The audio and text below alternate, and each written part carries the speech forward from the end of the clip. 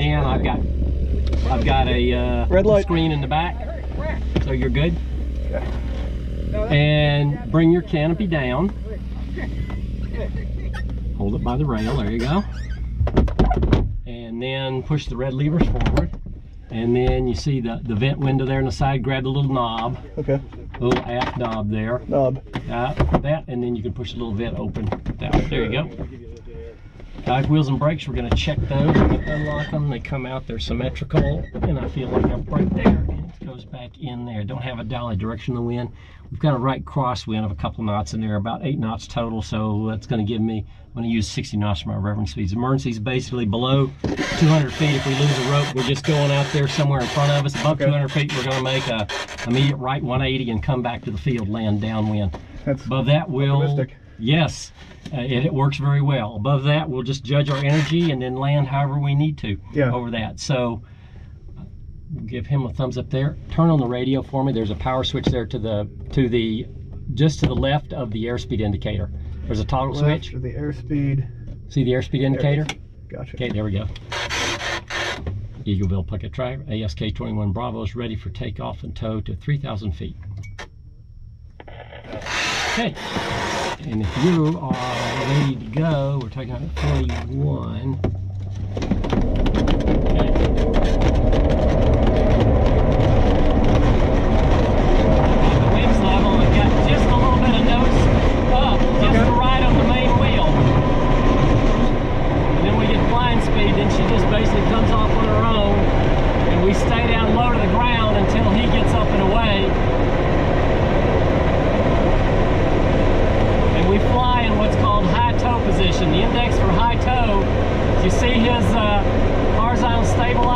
You basically keep it level with his leading edge, and you keep his rudder inside of his canopy. So this is perfect. There's 200 feet. This is right where we want to be on our high tow position. Got it. We'll stay here pretty much the whole time. When he turns, we'll match his bank angle, but we will basically turn our nose a little bit towards his outside wingtip. That's because we're trying to fly the same radius of turn as he is. If you don't, then you end up flying a different speed than he's going. Yeah, get whipped around. Yeah, you get whipped around, or you start losing airspeed and it creates slack line, which you don't like to have. The slack line tends to help you break things. If that happens, do you release it or what? If it happens, you normally will, well, actually what we normally do is we come back and we drop it over the field. Yeah. Unless there's so much that so you keep it slack.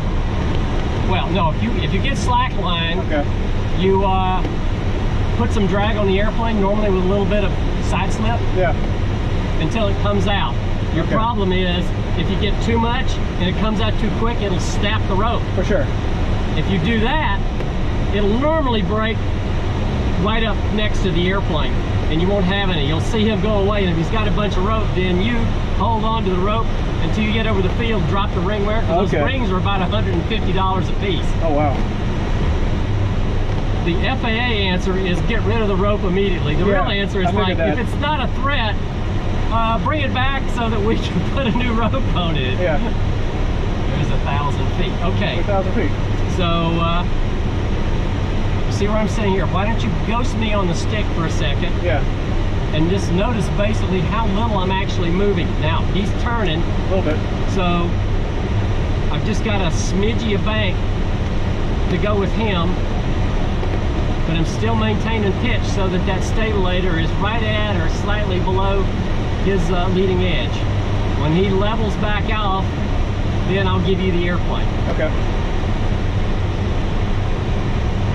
There you go, that's pretty level. Okay, so you have the airplane. My controls. Okay, and I'll ghost you on the controls. So match his bank angle, and then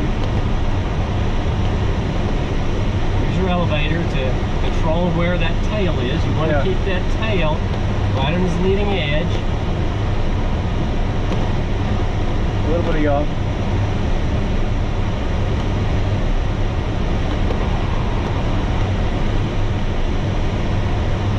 Doing okay? Yep. Yeah.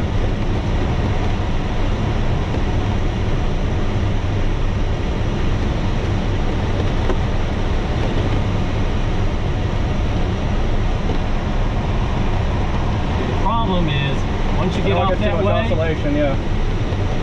Get the oscillation started. Roll back, roll back. That feels better. Good.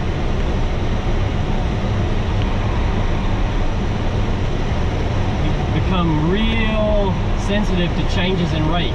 Yeah. Because if you make your control inputs based on the rate that you see versus where you actually are, then you kind of leave the airplane a little bit. Because if you're behind him, a lag in the controls puts you in a PIO in whatever axis you're in. There, see right there? So get the airplane stable. There you go. And then just use your rudder to get back to him. There you go. Overshot it. It takes a lot more control input than I'm used to. Oh yeah. Like I said, everywhere you're different behind him, the forces that he puts on the glider are different. Yeah. So you're compensating not only for where you want the nose to be pointed, but also where he's yanking your front end.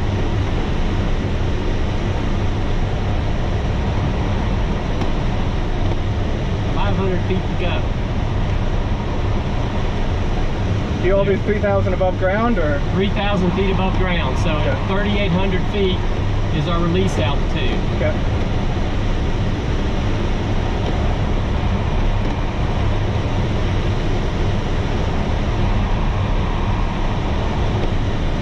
Pretty high workload, huh? Yeah, it is.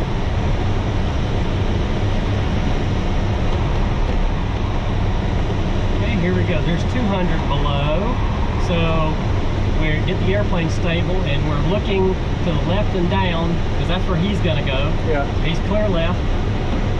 You can only take your eyes off of him for about a second and a half. For sure. Oh gosh. Or that happens. Yeah. And we check quickly to the right because that's where we're going to go. Okay. That's good. See how quickly it gets out of position? Okay, here's our altitude. So okay. Left hand, grab the knob, and give me a 3, 2, 1 release, then roll right. 3, How hard of a roll? Just a gentle roll. 3, 2, 1, release. And his rope's gone, and you go to the right, and he does kind of a split S to the left. And fire speed here, and we're going to see where we're right over the field. Okay, so we know where we're at. And we had the airplane trimmed on him, so he was flying about 60 knots. We have two speeds we're normally concerned with in these things. One is best L over D, which gets us the most distance across the ground, and with two of us, that's about 55 knots. The other is min sync, is what you use if you're trying to, if you're in some lift and you want to stay there, and that's about 45. But where we are right now, you could basically fly min sync, so your speed's right now, so I'd say adjust your trim so that you kind of get the load off the stick. Yeah. And then you just can fly the airplane kind of with your fingers. So we're at 50 now, right? Yeah, you're about 47, 48. 47, yeah. That yellow diamond is at about 49, which is best all over D if there's only one person in the airplane. Okay. So here's the adverse yaw demo. And that one, I'm going to have to take your feet off the rudder pedals. I'm going to need you a 3, 2, 1 count. What I want you to do is put in a full aileron input, one side or the other, but just slam the stick in. Then watch what the nose does. Okay. Okay, 3, 2, 1, roll. Roll. Oh, that's full input. We're delays and the nose actually went to the left. Very big delay, yeah. So that's one of the things that's fighting you there. So if you do it again, but if you like lead it with some rudder, got it. Then you'll notice it doesn't really lag. Yeah, I'm watching the string. Yeah. And the other thing to catch you is, as a powered guy, is you're used to stepping on the ball. On this, you step on the nose of the yaw string. Okay. So if there's yaw in it, then you step on the nose of it. Okay. Here's another interesting thing in these. The pitot is hidden up in the nose. Yes. And if you get a fair amount of yaw on the airplane, it masks the pitot. So you only get airspeed when you're going straight, right? Basically. So here's a little exercise. Your speed's going to be dependent upon your deck angle. So freeze that deck angle Now let's do a side slip. Okay. So go ahead and put rudder in, like full rudder, one direction, rudder. and then just keep the nose like that. Look at your airspeed indicator. It's not working. It's not working. Yeah. Okay, now just go ahead and kick the rudder back in the other way and watch your airspeed indicator. See, it came back to where we were before? Very quickly. That's because we were basically flying the deck angle. Yeah. So that's one of the other secrets is like you look outside, and that helps you compensate for the lag in the instruments. You roll somewhere and you set a pitch angle with your face, and then you go look at your instruments to verify it. The field's back behind us at about 5 o'clock or so. So that's Lewisburg off there to our left. It feels Eagleville up there to the right. So it feels like it's slipping so much, like the vertical stabilizer is barely there. Yeah, in fact, let's head back towards the field. And in fact, we're trying to get it coordinated here. Yep. There we go. In these airplanes, you can see something we demonstrate to test pilots. It's called rudder lock. Okay. That you can generate so much yaw on it that the aerodynamic forces on the rudder don't let the rudder come back. Oh. So I'll show you that. So let's get the airplane just straight here. And just kind of, I have the airplane. Your aircraft. Okay. So I'm going to go to the left first because I need a little bit of rate. Now I'm going to come full to the right. Ooh. My feet are off the rudder pedals. Okay. Oh yeah, it's stuck. Look what the airplane's doing. You have the airplane. It's slipping. You have the airplane. Just kick the left rudder. Yep. Boom. So that's rudder lock. The airplane just is going sideways on its own. It stays in a That's flip. one of the things we use gliders for, is to demonstrate that, because that's not safe to do in a lot of larger airplanes. Right. In fact, that's a good way. A twin or something, you'll depart controlled flight if it does that. Yeah. But again, that's one of the reasons we use these when we're teaching test pilots, because there's lots of things you can demonstrate in these that you don't see elsewhere. Okay, so we're about 1,000 feet above our pattern altitude, but you can go ahead and work on your turns. Sure. And just lead it with a little bit of rudder, whichever way you go.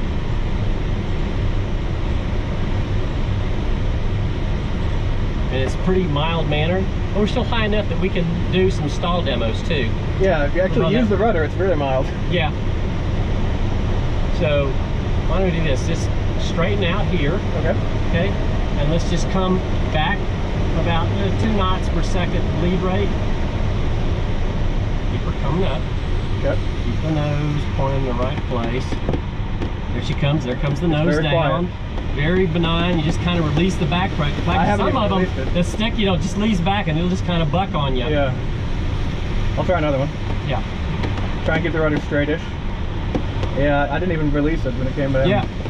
So that depends on where the CG is, I guess, right? Oh yes, yes. This airplane in normal CG limits, it won't spin. Right. It will spiral, but it won't spin. Because we're nose heavy, it probably just goes right back down, right? Yeah. To make them spin, you have to basically put them right at the FCG. Yeah. And we do that for the test pilots. Let's come back to the left and head back towards the field. Left turn? Yeah, left turn. Look left, clear left, turn left. There's our field. And I got the field. Yep. So I'm going to talk you back into the pattern. So you see the hangars there. Yes. That's about midfield, and the initial point is about midfield and about 1/4 mile off there. So you see the hangars, and you see there's like 3 fields right across towards us. Are we a about light green one, kind of a main green, and a brownish one. Okay. If you look right off this end towards us of the brownish one, there's another little bitty field. It's just kind of a little bitty hole. There's a bunch of trees and stuff there, a little kind of hole in the trees. Where the vehicles are? Or? No. Okay. Well, but you see the vehicles. Go direction we're flying, there's another field. Then keep going, there's another field. It's just a little bitty small one. Okay. And that little bitty one there is about midfield and about 1/4 mile off. So that's a good place for us to set up our downwind. Yeah, so we're about a 1/2 mile now, right? We're a little more than a 1/2 mile. Okay. We're about a mile or so here right now. Okay. So 1/4 mile, I can kind of figure. Yeah. So about 1/4 mile is about a 20-degree downlook angle from the horizon at the field. So we'll go ahead. I'm going to do my checklist here. Our traffic. I think we're the only ones up here right now. The tow plane's already down. The winds, and those watching those other guys, we know we've got a bit of a right crosswind we'll have to compensate for in base and on turn to final. The runway was clear. The gear is bolted down. Speed, we're going to use 60 knots because of that crosswind. Get a lot of control. Yeah. And let's check the spoilers. So grab the spoiler handle, that's the blue handle there, and just pull it out. See that they work, and then you can put them back in. Sure feeling. Yep. And let's turn back around. Let's see where the IP is. We've got about 500 feet of energy yet. There's no reason dumping it to go back, so we can just turn around. Should I do a 360 or something? Yeah, let's just do a 360 here. I'm watching the tow plane. Is he taking? Yep, got the tow plane. Okay, so now we want to stay up here longer. So let's decelerate to min sync at 45. 45. 45, yeah. That's so even. that keeps us in the air longer, and we'll keep our eyes over here, and we'll head back in because he will probably swing out farther from us. Yeah, you can probably see us. I'm sure he does, but we'll get to the position that we can see him too. Yep, we got them in there. I lost him. Yeah, I got him. He's at 2 o'clock, about 10 degrees below the horizon. Okay, so we got about 200 or 300 feet in here. So actually, here, so level out. Level. And then we can turn back towards our IP point. That'll put us on basically a 45-degree entry point. Okay. And I'll call our thing here. Puckett traffic, SK 21 Bravo, 45-degree entry to right downwind runway 14 Eagleville. I made our call. So about 20 degrees to the left here. There you go. And now when we get to 60? best L over D. We'll wait till we get inside the thing. So let's just keep it best L over D because that gets us the most terrain right here. So there's 55. Okay. I see 50. 55. 55 is best L over D. Okay, I'll go down 55. Okay, there we go. Okay, so this is about good. So now, up there. Turn it downwind. Turn it downwind. Now, set 60 knots. Okay. You might want to give yourself just a smidge down a trim forward. Okay. Okay. So you're drifting. So come left about another 20 degrees. Okay. So you're drifting towards the field. Yeah. Okay. So that kills our grip. And unlock the boards. Unlock the boards. Okay. So there's that farmhouse down there about 2 o'clock low. We want to be about 1,500 feet to turn base of being that guy. So there's about the right number of boards. There's our 60 knots. So maintain our speed. Okay, let's turn base. Okay, turn base. Right rudder. You want to make a radio call or not? Don't need to. Once we make go like that, so keep our 60 knots. Yep. See, we start to get a little bit of sink there, so ease in on the boards, in on the boards. In? Okay. In on the boards, okay, there we go. Final's clear. Now we can turn. Got a lot of speed. Yep, so Rudder. Control speed with elevator. And we control our sink angle with our boards.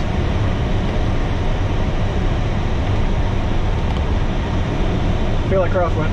Yep, you feel like crosswind. So it's okay to use a little bit of side slip here, okay? And we're gonna ease just a little bit of board right there. Need more energy? No. Nope, we're fine. Oh, we got so much speed. Yeah, we got a lot of speed. And then once we get in here, then we do a little bit of a flare. You put the boards just about right there, and then just kind of freeze your deck angle. Hold it right there. Right there? Right there. Lead off that speed. Yeah. And pull boards. Then you decelerate. We just kind of maneuver off to the left side over here. We don't want to get too close because we got a long wingtip over there. Okay, so now and we can just dump those in, and we're down. Feels good. That was good. 59. 18 minutes. And turn off the radio, please. Radio off. Okay.